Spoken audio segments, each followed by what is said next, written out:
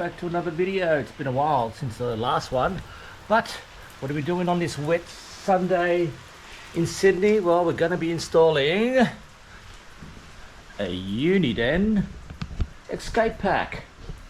Let's have a look what's in here. I've already opened it up, so no surprise. So what do we got here? We have a slit through the grommet.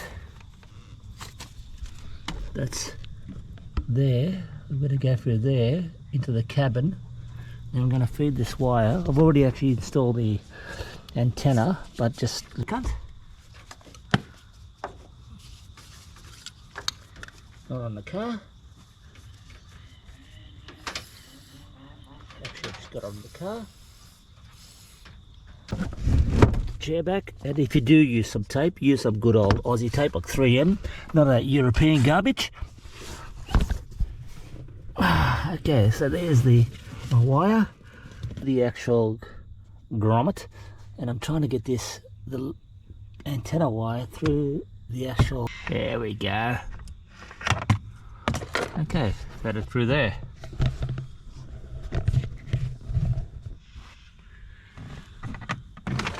Feed it through there. Okay, so plug this in